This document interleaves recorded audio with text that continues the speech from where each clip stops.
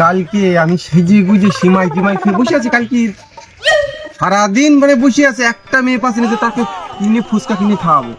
সারাদিনটা কষ্ট দিতে খালি বন্ধু তুই মেয়ের দিকেই দেখিস কেন, আমাদের তুই দেখতে পাস না? দেখ তোরা তো সবসময় আছিস। যে আমাদের খাওয়ায় ফুচকা আইসক্রিম বছর গাড়ের দিন, আমি নিজেই খেতে পারছি না বাবা ফুচকা। মেকআপ টেকআপ করে আটা ময়দা মেখে আসবে, সেই সব মাগিদের তোরা খাওয়াতে পারবি? দেখ ওরম কথা বলি, মেয়েদের কিন্তু বলবো ওরম মতো বলবি না বলে দিলাম। হ্যাঁ, ফুচকা কালিয়ে খাতে মনে কত কষ্ট জানিস? আমি 1400 টাকার পাঞ্জাবি নিয়েছি, 5000 টাকা জুতো নিয়েছি।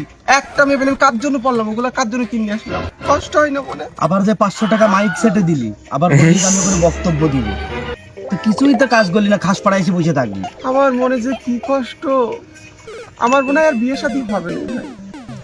না এরকম বলিস না, সবারই কপাল আছে বন্ধু, ওরম বলিস না। তোরা তো বিয়ে শাদী করিনি, আমার কষ্টটা তুই বুঝবি না। কষ্ট পাস না বন্ধু, কষ্ট পাস না, হবে।